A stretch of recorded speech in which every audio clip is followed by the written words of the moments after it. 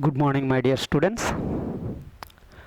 So, let us continue with the remaining concepts which are included under the reproduction in organisms.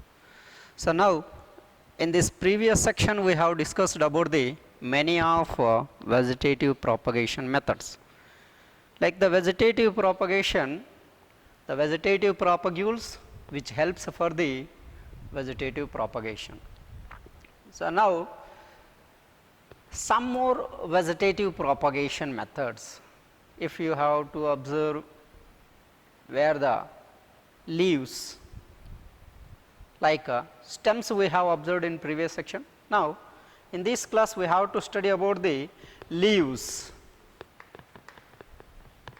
So, how the leaves are helps for vegetative propagation. So, leaves also can help for vegetative propagation, especially the leaf buds we are calling. Those we called it as the best examples like the begonia,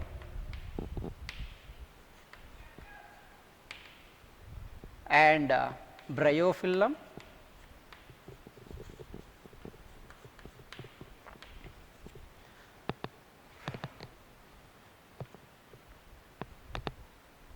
so the begonia and bryophyllum are the best examples. Leaves or the leaf buds can help for the vegetative propagation.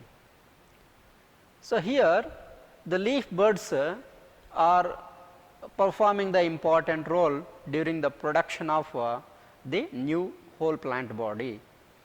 Now, we have to study like these begonias and bryophyllums.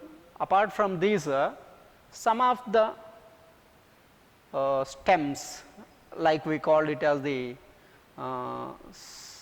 aerial stems, subaerial stems, like that we called it as the water hyacinth.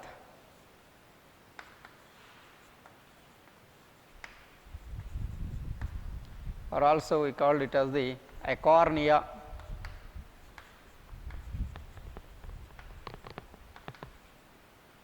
So, water hyacinth or eichhornia is one of the plant which will performing additional functions. Sometimes in NEET examination they asked the question that we called it as the why a water hyacinth is called as the terror of the Bengal. It is called as a terror of Bengal. Why we called it as terror of the Bengal? This question may be asked even in the board examination point of view. Why the water hyacinth we called it as the terror of the Bengal? So, when you have to observe the eichhornia, these plants are growing commonly in the, so these plants can grow in a standing water.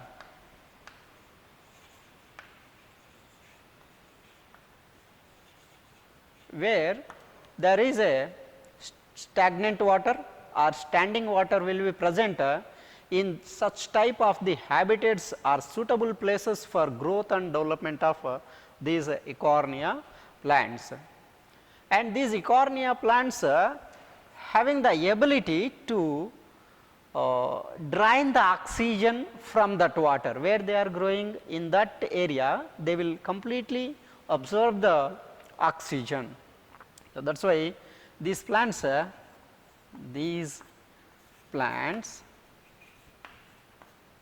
can drain the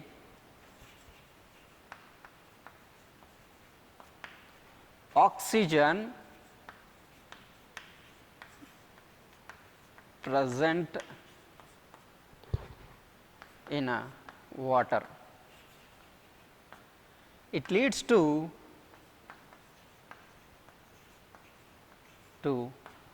death of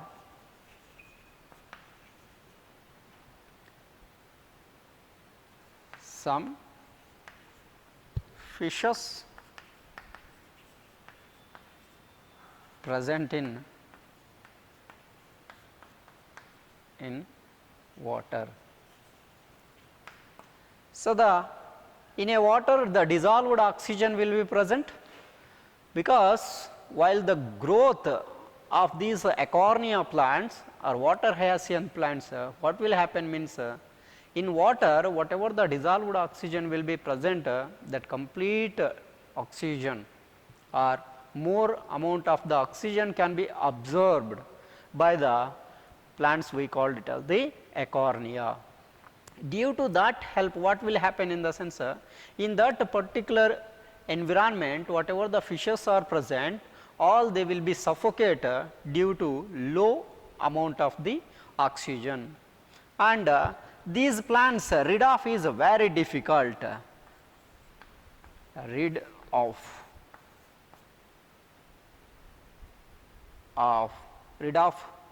is very difficult.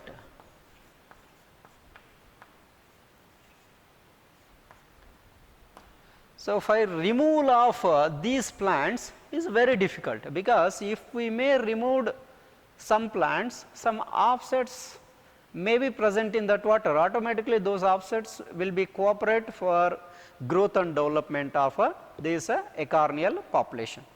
So, that is why the rid of means removal of Eichhornial plants from that habitat is very difficult. That is why based on these following rules, the Eichhornial plants we called it as the terror of the Bengal.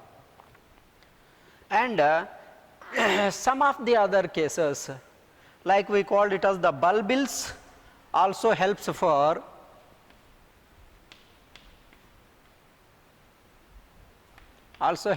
the vegetative propagation. So, here in these bulbils we can observe the best examples, like we called it as the Agave americana and oxalis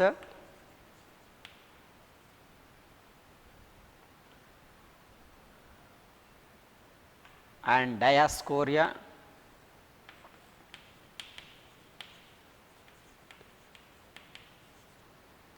are the some of the plants can be give the best examples for the bulbils. Means bulbils are the structures which are present in the plant bodies like Agave americana and oxalis and Dioscorea. These bulbils are behaves like a vegetative propagules. Whenever these bulbils may fell down to reach a particular substratum, they will start to produce their plant population. So, that is why these bulbils also they can help for the vegetative propagation.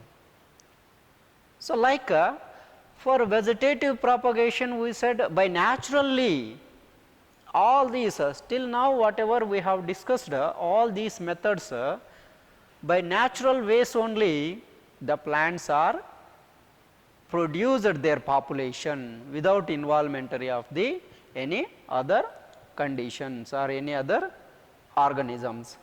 Well, you have to observe apart from these natural methods, we can observe even in the artificial methods which will cooperate for the production of different types of the crops.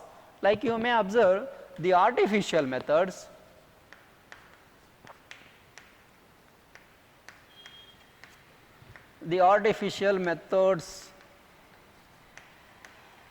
of vegetative propagation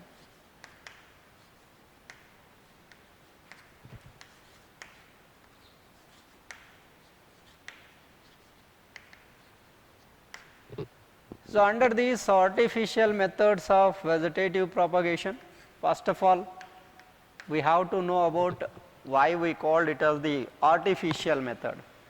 So, why? Because here it is man-made mechanism.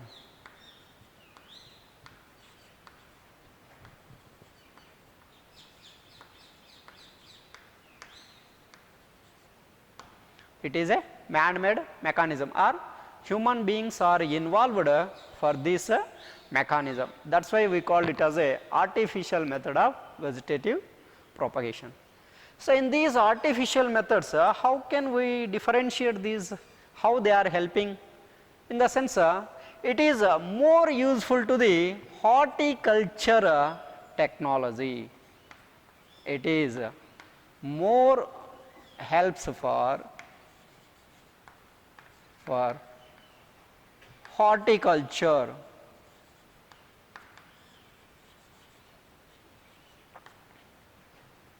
The horticulture processes.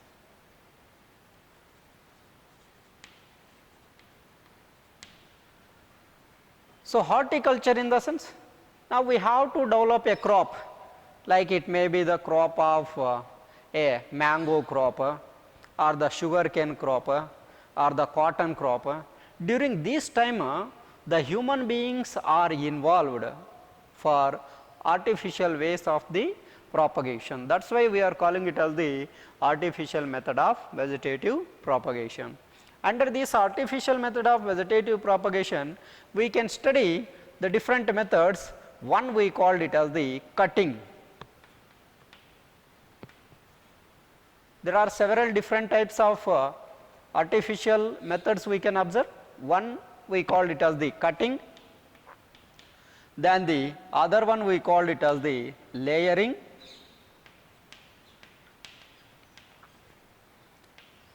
and the other process we called it as the another process like grafting,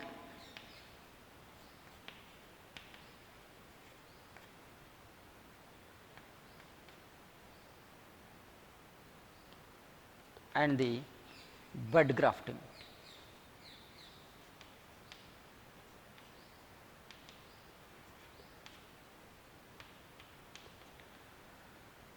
The artificial method of vegetative propagation can be considered by 4 ways. Those one we called it as the cutting mechanism, and the layering mechanism, and the grafting mechanism, and bud grafting mechanism. If you have to observe cutting, cutting in the sense to cut the portions of the plant bodies, like it may be the stem cutting or the root cutting, or different parts we are cutting for promoting their growth. So, how to use these promoting the growth in the sense, while cutting only not sufficient, apart from that we have to add the plant growth promoter hormones, like we called it as the naphthalene acetic acid and the indole butyric acid, indole acetic acid. Such kind of the plant growth promoter hormones we have to add. After addition, then we can cutted portions can be keep in the nurseries, we can develop those nursery plants. So, that is why this cutting mechanism can be seen even in the like one, it is a root cutting,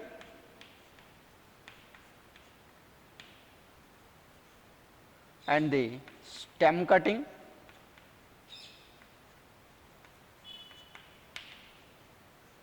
and leaf cutting.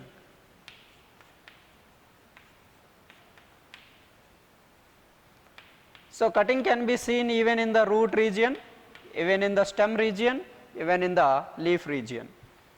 So, if you have to give the best examples, roots can be cut into the small portions. Those small portions can help for the production of the whole crop plants, like we called it as the root cutting can be seen in the sweet potato,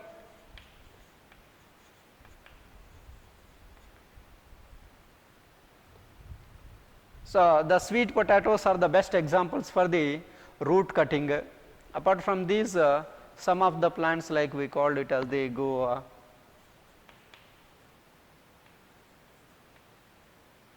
so these plants also we can observe the root cutting region. Whereas in case of the stem cutting, like stem cuttings we can observe the potato and the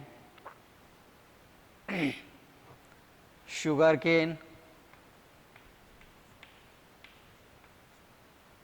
and China rose.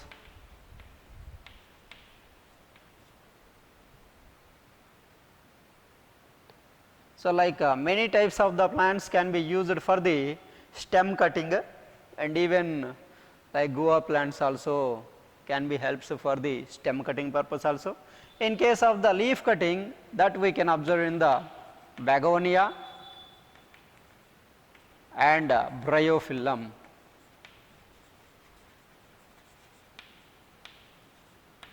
So, the begonia and bryophyllum are the plants which will be reproduced or propagated through vegetatively by artificial manner through the help of their leaves only. The leaf buds they will cut, the cutted portions can be inserted in the nursery region, and addition of, here one thing we have to remember, that we called it as the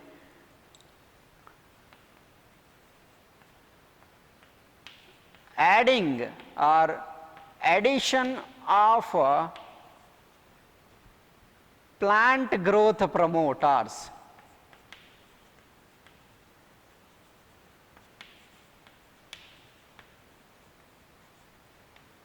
So, the plant growth promoters, like we called it as the IAA, the indole acetic acid, IBA, the indole butyric acid, and naphthalene acetic acid, NAA.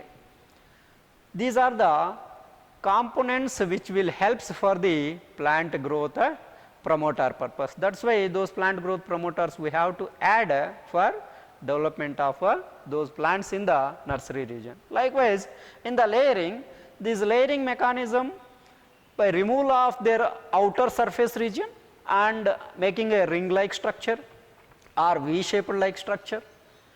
On the plant bodies, parent plant body, we may make the V shaped structures or the ring like structures or the small sharp hole like structures. By making of these, the selected plant can be inserted, then automatically they will shows the growth. Such a mechanism we called it as the layering mechanism. This we can see in the following organisms, like we called it as the apple and guava, raspberries,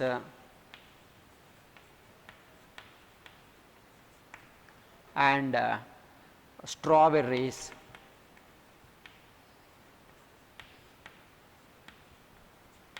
and blackberry,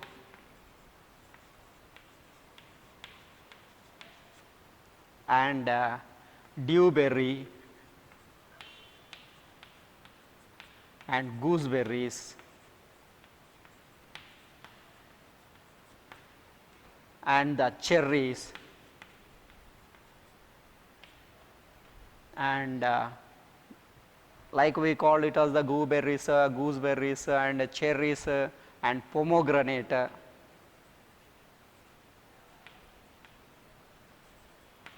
like in the mulberries. So, like many of the plants can performing the layering mechanism. Through that layering only they will produce us the crops by the horticulture method they are helping.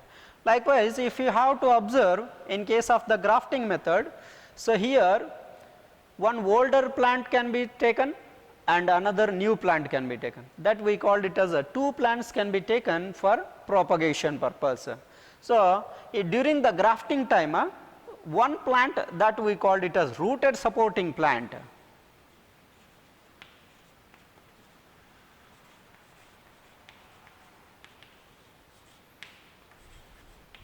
The rooted supporting plant we called it as the stalk, and the twig plant, twigged plant is called as the scion. The rooted supporting plant is a older plant, that we call it as the stalk, and the twigged plant which is inserted a new portion of the plant, that portion we call it as a scion. So, while we have to mix a stalk plant and scion by grafting, by using the waxy layer, or we called it as the grafted wax, and the bandages we may use it, then we can tie up both the parts like one stalked part and scion part. Then these two plants will start to produce a mass of the cells. That mass of the cells we called it as a callus. It can produce a mass of the cells, we called it as a callus cells. So these callus cells are produced by the region we called it as the cambium, because this process is successful only dicots. The grafting mechanism can be successful only dicots, because dicots can performing the secondary growth as well as presence of vascular bundles, that we called it as the open vascular bundles are present. That is why the grafting mechanism is successful in the dicots, but whereas in case of the monocots they are not producing such type of the vascular bundles. At the same time cambium also absent, that is why the monocot plants they are not performing this grafting mechanism. Again this grafting mechanism is differentiated into different methods, like we called it as based on the shape, like some are grafted in the form of tongue grafting,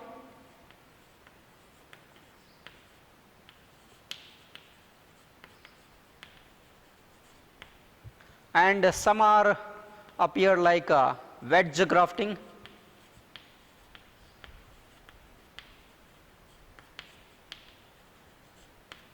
and some are like approach grafting,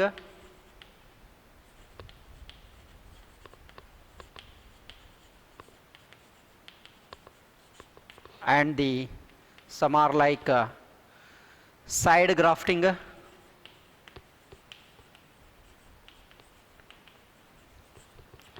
so like by different grafting methods can be helps for propagation of the different types of the plants. If you have to take examples of these kind of the propagation grafting plants, we can give the best examples, like some examples we may call it as the apple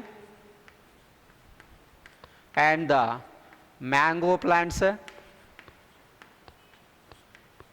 and the rubber plants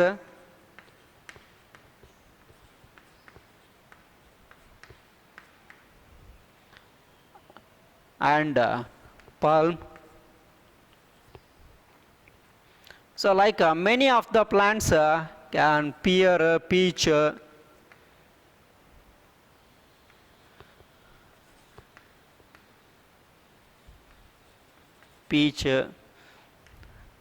like many of the plants can performing such type of the grafting methods. So those we called it as the grafted plants. So here grafting, during the time of grafting they used the stalk and the scion. If you have to observe, the Dosari variety of the mango can be crossed with the desi mango plants. Likewise the rose, the normal rose or the good variety of the rose can be crossed with the normal rose plants. During these every time these result in a production of the new varieties will be occur. So that is why likewise in all these plants can be followed by this grafting mechanism, and by the help of this grafting mechanism we can develop the crops like apple crops, mangoes, rubber plants and the palm plants and the pear and even in the grapevine. These kind of the plants can be produced by grafting mechanism. When it comes to the bud grafting, so here the buds are the structures which helps for the propagation, especially the bud graft. Here we can find the buds are helps for the propagation. Buds are helps for